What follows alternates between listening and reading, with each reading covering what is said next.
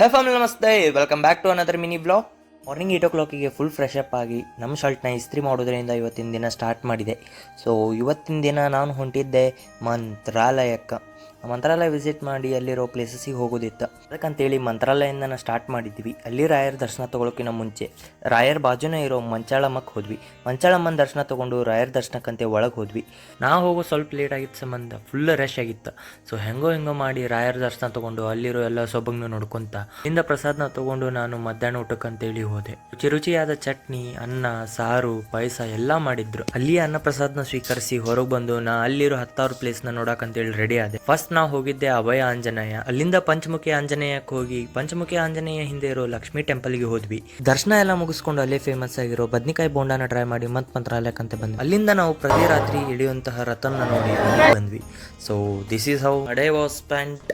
I hope you enjoy lot. So ಸಿಗೋಣ ಮುಂದಿನ ನೋಡಿದಲ್ಲಿ. ತಪ್ತಕ್ಕಿಲೆ ಬಾಯ್, love you. ಆದ್ರೆ ನೀನ್ ಮಾಡ್ತಾ ಇರೋದು ಸರಿ ಅನ್ಸದಿಲ್ವೋ? ನಾನು ಮಾಡ್ತಿರೋದು ನನಗ್ ಸರಿ ಇಲ್ಲ ಅನ್ಸ್ಬೇಕು, ನಿನಗಲ್ಲ. ನನಗ್ ಸರಿ ಇಲ್ಲ ಅಂತ ನಾನು ಕಾಂಟ್ಯಾಕ್ಟ್ ಮಾಡ್ತೀನಿ, ಇದೇ ಜಾಗದಲ್ಲಿ ಮಾತಾಡೋಣ. ಓಕೆ ಬಾಯ್.